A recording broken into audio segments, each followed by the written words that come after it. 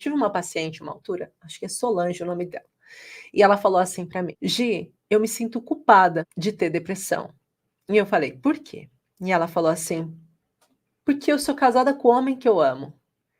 Eu tenho filhos lindos, perfeitos, sem problema nenhum. Eu tenho uma situação financeira muito estável". Ela era marida do mulher de um jurista. "Eu tenho uma situação financeira muito estável.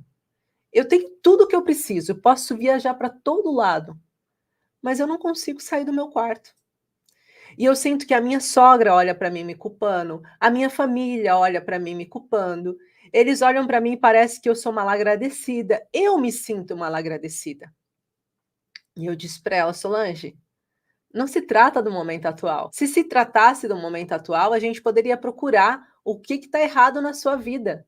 Mas a questão é que a maior parte dos profissionais ficam procurando o que está acontecendo agora, não é o que está acontecendo agora. Pode ter sido uma sucessão de pequenas coisas, como pode ser uma única coisa que aconteceu e que até hoje você, o seu corpo, não conseguiu resolver e colocou você em SBS. Desenvolveu em você um sistema básico de sobrevivência e faz com que você tenha uma resposta emocional em relação a isso. Então é muito importante vocês entenderem, a ansiedade é isso, é você conseguir identificar o que está causando para aquele paciente a ansiedade. E só depois disso é que a gente consegue compreender quais são as consequências. Então, quando a gente está falando aqui sobre como melhorar a ansiedade, o primeiro ponto que eu preciso entender é que eu só melhoro a ansiedade quando eu consigo compreender o que é a ansiedade. Quando eu consigo afastar aquelas mensagens ou aquelas frases comuns, aqueles mitos que colocam aí sobre ansiedade.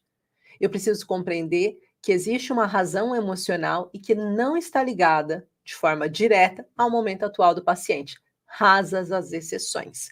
Se eu tenho um transtorno sutil, se eu tenho pequenas vibrações tissulares, por exemplo, que demonstram que o meu paciente vai entrar em crise de ansiedade, então é nesse momento que ele está passando por situações difíceis, pode nunca ter passado antes. Ele está entrando num processo de excesso de estresse que vai gerar uma crise de ansiedade agora. Mas a maior parte dos quadros clínicos que aparecem por aí, em que o paciente já sabe que tem ansiedade, não é o momento atual, tá? Então, não vamos olhar para o momento atual. A primeira coisa que vamos entender, então, é o que é ansiedade. A ansiedade é isso, é uma questão de um trauma emocional, e aí a gente sempre usa aqui, cadê minhas 3 canetinhas do amor? Vou pegar aqui que eu sempre trago para vocês dessa forma e fica mais fácil de vocês compreenderem. Então, vou pegar aqui 3 canetinhas, tá? Preta, castanha e vermelha. Vamos pensar que o vermelho é o emocional do seu paciente. Aquilo que fez com que ele, lá no passado ou no presente, tivesse uma situação em que o corpo dele guardou como uma memória traumática, como algo ruim.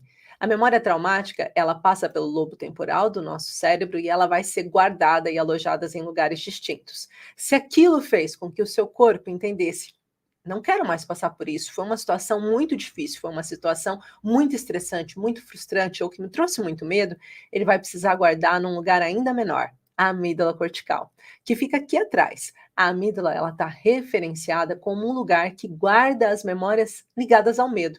É ela que vai disparar o sistema de alerta do seu paciente. Então, a emoção, ela é capaz de disparar na mente os neurotransmissores que vão gerar o alerta. Neurotransmissores como o cortisol e como a noradrenalina, que quando disparada a noradrenalina vai ativar os sintomas físicos do seu paciente.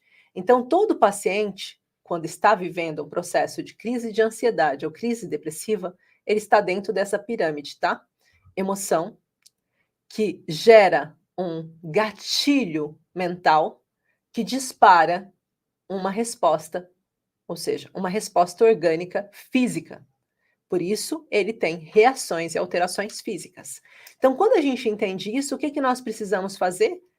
Cortar, quebrar, desativar esses gatilhos emocionais. E o que faz, então, que o meu paciente aumente e amplifique a ansiedade dele? Porque se a gente vai falar daqui a pouquinho sobre prevenir o ataque de pânico, eu preciso diminuir a ansiedade no meu paciente.